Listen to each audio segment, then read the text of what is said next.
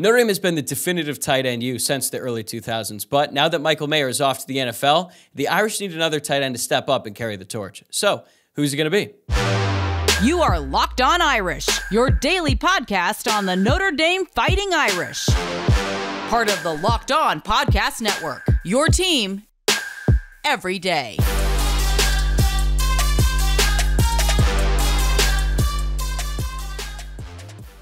What's going on, and welcome into Locked On Irish. It is Tuesday, July 11th, and thank you for making this your first listen of the day. As always, this show is free and available on YouTube and wherever you get your podcasts. So whether you're watching or listening, I appreciate you joining me here today. All I ask is that you please subscribe to the show.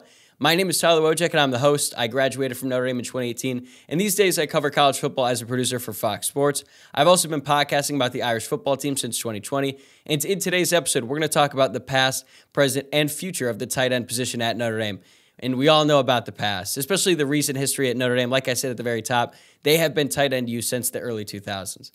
I know that Iowa, Stanford, and Miami think they have a claim, but Notre Dame has been the best at producing elite tight ends year over year for the past 2+ decades. And when you think about it, the production at tight end dates all the way back to the Tyrone Willingham days, and it's been the most consistent aspect of the entire program.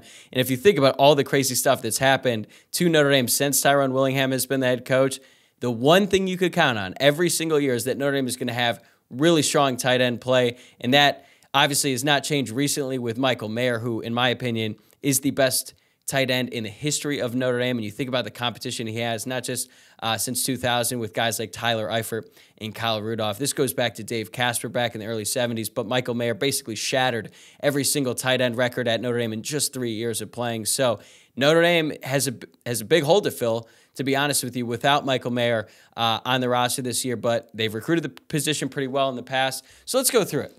So every single number one tight end at Notre Dame to start the season, dating back to 2004, has been drafted. That's going back to the final year of Tyrone Willingham's tenure. This started with Anthony Fasano, and Notre Dame has developed 13 different tight ends into NFL draft picks over the past 22 years. That's the most of any school over that span. But kind of surprisingly, Tyler Eifert was actually the only one who won the John Mackey Award, which is given out to the best tight end in the country. We all know Michael Mayer should have won this past season over Brock Bowers. I don't really want to get into that debate right now. I don't want to hear anyone else say that, okay, well, Brock Bowers is going to be a definitive first rounder, whereas Michael Mayer fell into the second. I don't care. That award is given out to college tight ends, and Michael Mayer was the best tight end in college football last year. And I said I wasn't going to do it, and I just did the rant. So let's move on, all right? So you know about guys like Tommy Tremble, Cole Kmet, Durham Smythe. He's had a pretty good NFL career as well. Alize Mack was drafted.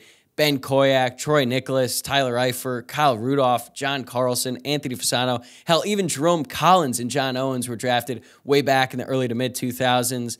And it's just been an incredible run at the position for Notre Dame. But now let's look at how they've recruited over the past 5 years, dating back to the class of 2019. And they actually did not sign a single tight end in that class. I think that's probably because they signed two in the class of 2018 in George Takis and Tommy Tremble. Obviously, George Takis ended up transferring to Boston College and was basically second fiddle to Michael Mayer during the end of his career. And Tommy Tremble, despite being the number 2 tight end to a true freshman in that 2020 season, decided to leave Notre Dame early and head to the NFL. At first, I was shocked by that decision. And then guess what? He got drafted in the 3rd round and has been a really good player for the Carolina Panthers since he was drafted there. So he clearly proved me wrong.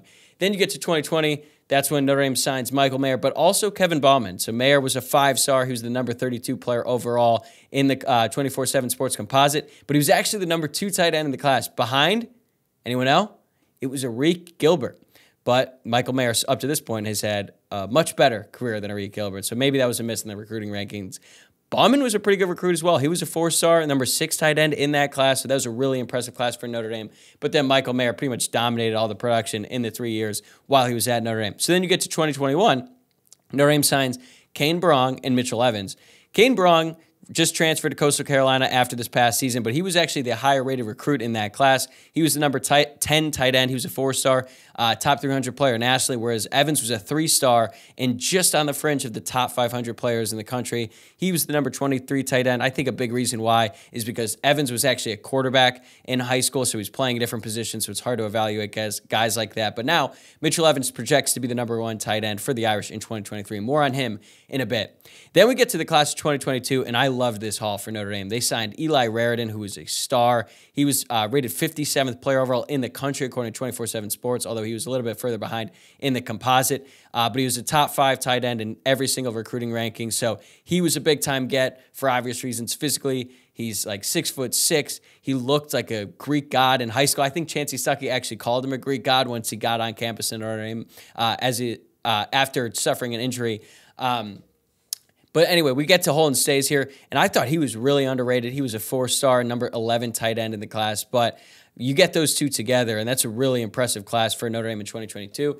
Then we get to 2023. Notre Dame only signed one tight end, and that was Cooper Flanagan, who was a 4-star, really solid player. They got him to commit really early, and I think Notre Dame has had a good stretch. My takeaways here is that recruiting has been really good for Notre Dame at tight end. The position basically recruits itself at Notre Dame. You don't really have to say a bunch. You just look at the pass and be like, hey, do you want to be like Tyler Eifert? Do you want to be like Michael Mayer? Do you want to be like Kyle Rudolph? Come to Notre Dame because, one, we take the best, we develop the best. And also, if you play tight end at Notre Dame, you're probably going to be the focal point of the offense. Maybe not anyone more so than Michael Mayer. I mean, honestly, you could make a case that he was targeted not too much, but Drew Pine certainly looked at him too much. I think we can all agree that last year it would have been nice if Drew Pine, I don't know, like looked off Michael Mayer, looked off his safety and looked somewhere else because the defense knew the ball was going to Michael Mayer pretty much every single time Drew Pine dropped back to pass. And guess what? He still had an unbelievable year. Didn't matter if he was getting double teamed, triple teamed. It didn't matter. You threw it up to Michael Mayer, and odds are he was going to come down with it. But sometimes Drew Pine forced it a little bit over there. And look, the receivers last year at Notre Dame were not that great. Michael Mayer was clearly the best player on the field every time Notre Dame went out there. And yeah, that led to him breaking pretty much every single record at Notre Dame for a tight end. But let's go back to the recruits as a whole. This 2022 class was phenomenal. I've already talked about it a little bit. Unfortunately, for Eli Raridan and also Kevin Bauman dating back to the 2020 class, injuries have really kind of hurt this group, which is why Notre Dame was kind of thin at the position in spring practice. When Bauman came in, everyone was talking about Michael Mayer for good reason. He became a starter his freshman season and supplanted a fifth-year senior in Brock Wright, and then Tommy Tremble, who's going to be a junior and already had produced pretty well at the college level.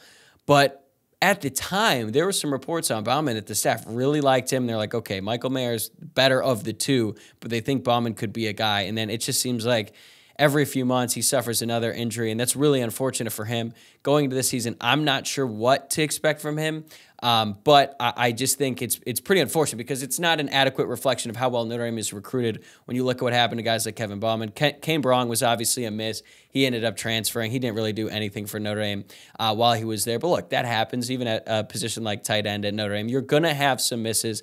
I would say Kane Brong was one.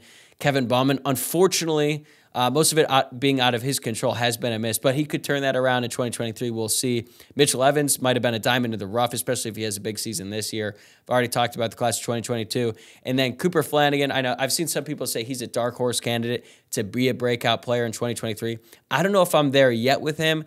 He was not at Notre Dame for the spring practice. He was not an early enrollee, but now he's there in the summer. And, you know, given the injuries at the position, maybe he has an opportunity to see the field early. But it's still a pretty crowded position. But on this note, now that we're talking about Notre Dame's tight end room in 2023, I think it's time to discuss what should we expect from the tight ends next season. But that's coming up after this. This episode of Locked On Irish is brought to you by Bird Dogs. I've raved about Bird Dog shorts before in this podcast, and I'm here to do it again because they're really just that good, to be honest with you. Not only do they make you look better, they're actually way more comfortable than regular shorts that are made of a stiff, restricting cotton.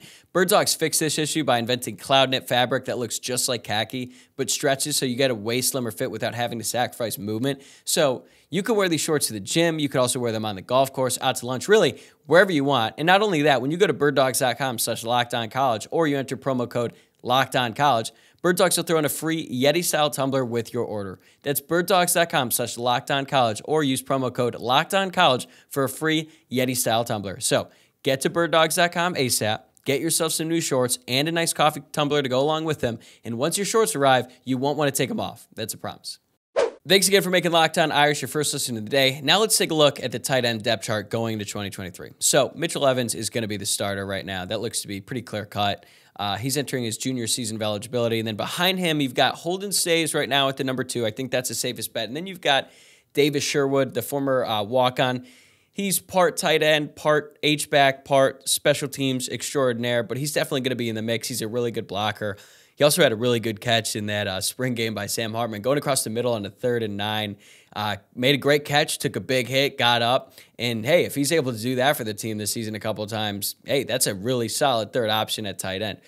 Fourth, I don't really know what it's going to be because you've got Kevin Bauman and Eli Raridan both fighting for playing time, and they're both recovering from significant knee injuries together. They're going through all the rehab, they're going through all the training together, and they're pushing each other to get back on the field, which is great. Because coming into college, hopes were really, really high on Eli Raridan, and they still are. More on him in a bit. But right now, they look to be the 4th or 5th tight end just based on their recent injury history. And then you've got Cooper Flanagan behind them right now, the true freshman. Again, he's going to have to earn his spot on the depth chart. He's got a long way to climb right now because right now he's technically, 5th, 6th, and it's, again, even though that there's not a ton of experience at the position, it's still going to be tough for a true freshman at Notre Dame to all of a sudden jump all of those guys and be the starter unless you're Michael Mayer. And even though I like Cooper Flanagan as a recruit, I don't think he's going to be Michael Mayer. But that's okay. Not many people are. So you look back at 2022, the way the snap counts were distributed, obviously Michael Mayer led the way. He was on the field all the time. Behind him, you had Mitchell Evans with 326 snaps, and that was actually kind of surprising to me. That shows you how often Notre Dame went into 12 personnel last season with 2 tight ends. Evans did not have a catch all season long until the Gator Bowl when he had 3 catches for 39 yards. I know he ran the ball a little bit. He even had a rushing touchdown when Notre Dame would put him in at quarterback to run QB sneaks. Even if the defense knew about it, more often than not, they weren't going to stop it except for that drive against USC, which I don't want to talk about that game right now. But anyway, Mitchell Evans was on the field a lot. He just wasn't really that much of a threat in the passing game. But I don't know if you could hold that much against him. But honestly, credit to Evans because like I said earlier, he came into college as a quarterback. I'm guessing he didn't block a lot, okay, in high school because he was playing quarterback. And then he comes to Notre Dame, and then all he does is block. So he's definitely developed a physicality to his game that he did not have coming out of high school. So we know he's got that aspect to his game, but now we need to see him as a receiving threat. He's going to have a lot of opportunities in 2023. It really helps that he has Sam Hartman throwing him the ball because Sam Hartman is a guy who's going to be able to look through all of his different progressions and find a guy if he's open. And we know that with Jared Parker becoming the offensive coordinator, who is also the tight ends coach, I'm going to think that the tight ends, regardless of who's playing out there, they're going to be a part of the offense in a big way going into 2023. So what are reasonable expectations for Evans going into this season? Like I said, he only had 3 catches last year. So now are we going to expect him to get 50 catches in this year? I don't think that's reasonable. I also don't think that's going to be asked of him because I think he's going to have a little bit more help behind him and he's not going to just be a one-man band, sort of the way that Michael Mayer was. So I was looking back through some of the stats in recent years, and I think Michael Mayer's freshman year might be attainable for Mitchell Evans. Michael Mayer had 42 catches, 450 yards, and 2 touchdowns that season in 2020. Or Alizé Mack in 2018. It's not the greatest season by a Notre Dame tight end. I think last year a lot of Notre Dame fans wanted more from Alizé Mack, and I think that had more to do with all the hype around him coming into Notre Dame. And actually, I helped facilitate that. I'll never forget this. I was at the Notre Dame football camp going into my senior year of high school, and I wasn't really getting evaluated for obvious reasons. But some of my teammates were, and anyway, our old high school coach was friends with Tony Alford, who's the coach at Notre Dame. So anyway, fast forward, we're there at the camp. My best friend was a tight end, and after the first practice, I remember him coming over to me and be like, dude, you got to see this kid from Bishop Gorman. He's a year younger than us, but he's literally the best football player I've ever seen. I was like, really? No way. So we stayed in the dorm that night, and the next day we had like 3 practices, and then this player that my friend was talking about comes over and he's doing one-on-ones with all the receivers and the quarterbacks who were there, and he's going up against the best defensive backs, and we were like, oh my God, who is this dude? He's scoring every single play. He's running fades. He's jumping over. Any corner would try to catch him or try to defend him, and then afterwards we're like, wait, like we finally figured out his name. It's Alizé, and then we look him up, and then his name was Alizé Jones. He was the #1 tight end in the country in his class, and he was committed to UCLA, or at the time, but then eventually Notre Dame got him to commit, and I was so excited about what he could do at Notre Dame. It didn't really work out as well as we had hoped for obvious reasons, but anyway, that's my Alizé Mack rant, and I think his season in 2018 is something that is definitely attainable for Mitchell Evans heading into 2023. I don't think he's going to be a 50-catch guy, but I think if he gets somewhere between like 35 to 45 catches this season, that's a pretty solid year for Mitchell Evans, and he's probably not going to declare for the NFL draft after the season. I think he's going to be around for a little bit, so I think eventually he will become an NFL draft pick. Physically, he checks most of the boxes. I don't know his like combine numbers, let's say, but I think this is a really big year for him, and I think he's going to have a lot of opportunities, and he will succeed. The real question about this position going into 2023 is like, what's going to happen with the guys behind him? Holden Staes was second in snaps, and he did have that catch against BYU, but we haven't seen a lot of him as a receiver.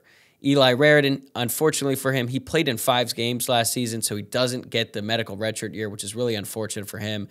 He's now suffered 2 significant knee injuries during his football career. Now, look, Drew Tranquill showed that it is possible to suffer multiple knee injuries, or have to undergo significant surgeries to both of those legs, and then still have a very successful NFL career. Like, look at what Drew Tranquill is doing in the NFL. It's really, really impressive. So I'm not writing Eli Raridan off at all. I think he's going to still have a really impressive career. I just don't know if it's going to be this season, or at least during the first half of the season. That seems like a lot to ask for a guy who's coming off his second major knee surgery. So Holden Staes, he's going to have a big opportunity. I still think Notre Dame is going to run a lot of 12 personnel, even though they're going to probably pass it a hell of a lot more this season than they did last season. So I think he's going to be more involved in the offense. I think defenses are probably going to forget about him sometimes, because hopefully the Notre Dame offense is a little bit more receiving threats at the actual wide receiver position, which should lead to some opportunities for Staes wide open. You know, if Notre Dame runs some RPO, some trick plays and stuff like that, I'd like to think that Staes can get in there, get some catches. So if Notre Dame is able to get like 20 catches combined between Staes, Sherwood, Raridan, and Bauman, I'm thinking that's pretty good for this season, on top of what I think Mitchell Evans is going to be able to do as the starting tight end. Now, we know injuries happen. Mitchell Evans dealt with some injuries last season. He only played in 8 games, and I've already mentioned the injury history to Raridan and Bauman. So who knows what's going to happen with those guys. But I think Notre Dame has got a lot of different options they can throw out there, and it's just going to be a matter of who's going to step up. Right? Like, Mitchell Evans seems to be the safest bet. He's the more experienced. He's the veteran, and he's just the safest option right now because he's going to be the starter. Holden Staes, like I said, underrated, good athlete, big build. He's been around the program for a year. He had a really good spring practice. He could step up. Davis Sherwood is going to be on the field a lot, but I think he's going to be mostly as a blocker, and the occasional maybe he's wide open because the defense kind of forgot about him. So he could help out, but I don't have high hopes for him. Eli Raridan, Kevin Bauman. I'm higher on Raridan than I am with Bauman, partially because he's younger and he has had less of an injury history. But again, I don't think he's going to come in this season and rack up like 30 catches or anything like that. That seems like a lot to ask, but I think that overall, this room is a ton of talent. They might not have the amount of bodies that you would like, or at least the fully healthy bodies. They were really thin during spring practice. They were only able to run 3 guys, and then they had some walk-ons out there. But I'm still very high on what this position, or what the guys at the position can accomplish in 2023. It's just probably not going to be like the one superstar. We're probably not going to see like a Michael Mayer, a Tyler Eifert, or a Kyle Rudolph type season from any of these guys. So it's going to be more of tight end by committee. But that being said, I'm still really high on what this group can do in this upcoming season. All right. So we've talked about 2023. We've talked about the past for a little bit, but who is going to be the next great tight end at Notre Dame? That's coming up after this. All right, so as we look ahead to the future of the tight end position at Notre Dame, I think it's best to start by looking at what Notre Dame is doing on the recruiting trail right now. In the class of 2024, they got a commitment from Jack Larson. He is a 3-star. He's the number 438 player nationally, according to the 24/7 Sports Composite. He is the number 25 tight end in the class. Now, he committed to Notre Dame over a year ago in June of 2022. So that tells you that the staff really liked him early on. They got a commitment early, and I don't think Notre Dame is afraid at all that Jack Larson is going to decommit. He seems very solid in his pledge. Now, in 2025, which I know seems like a long way from now, and trust me, me talking about it seems crazy to me. Like, I'm really talking about a kid who's not even going to play for Notre Dame until 2025. Like, let's get through tomorrow, right? But still, we should point out that Notre Dame only has 2 commitments in that class, and one of them is from Nate Roberts, and Roberts is his stud. All right, he's number 103 player nationally, the number 3 tight end in his class currently, and he committed to Notre Dame pretty recently on June 17th of 2023, and the reports on him have been really, really good so far. He's only played 2 full seasons of high school football in Oklahoma, but he's already done a lot. Last year, he had 705 yards receiving, 324 of which after the catch, and had 11 touchdowns. And he's playing against a pretty quality competition. That's always something you got to look at when you're talking about these high school football players throwing at big stats. Notre Dame was able to get him over a very deep and impressive offer list. Obviously, he's got his home state, his home team in Oklahoma, who was looking at him really hard, but Notre Dame was able to get his commitment over the Sooners. He had offers from Alabama, a bunch of other big-time programs. So this is a big-time get. And it's sort of similar to the Jack Larson commitment, where they're getting that commitment very early on in the process. And this guy, he said all the right things. He's attracted, Notre Dame being tight end you and all that. So that's way down the road, right? So let's look at the current roster and which one of these guys has the best chance of becoming the next great one. I just said I don't think that Mitchell Evans is going to be that in 2023, but he has more years of eligibility left. Could he be that in 2024? Maybe. He definitely could. There's definitely been some tight ends at Notre Dame who really surprised you. Troy Nicholas was a big surprise to me. I mean, he converted over from defense, and I was like, wait, how good is he going to be? And then he had an awesome season, then declared probably too early, even though he's drafted in the second round. He did not understand, like, the X's and O's well enough to handle the NFL. And he even said so since he retired from the league. He was just like, I was not prepared for all the different checks and all that stuff. But he was still a really impressive college player. And I think Mitchell Evans could eventually become maybe a little bit better than that and produce a little bit more, because I think he's a little bit more savvy, knows the game a little bit well. But I'm not counting on Mitchell Evans to, at any point in his college career, be some elite tight end. All right. And that's totally fine, because I still think he's going to be a really good player. But if we're talking about the best of the best, like which of these guys has the best chance at, maybe giving Michael Mayer a run for his money with those records, which is going to be a really tall task for whichever tight end ever has the opportunity to do it again. But I think it's Raridan. All right, I think it's Eli Raridan, and I know about the injuries, but physically he's got all the tools. He's 6'6". There's a reason why he played 76 snaps in his first 5 games, despite the fact that Notre Dame had Michael Mayer, Mitchell Evans, and David Sherwood, all tight ends and playing in front of him. Then there was Holden Stays as well in his own class, who got a lot more snaps once Raridan got hurt. Kevin Bauman was in the mix there as well. But Eli Raridan was seeing the field a lot. He wasn't the focal point of the offense by any means. That's obvious, right? But still, I think what he was able to do last year shows you that the coaching staff needed to get him on the field, and they think that he's going to be a really talented player. I don't know if it's going to start this year. Unfortunately, he did not get that red shirt last season, as I mentioned earlier, but I still think if he plays 4 seasons at Notre Dame, he's going to have a really, really impressive career, so long that he's able to stay healthy. But I'm not going to just write him off because of his injuries.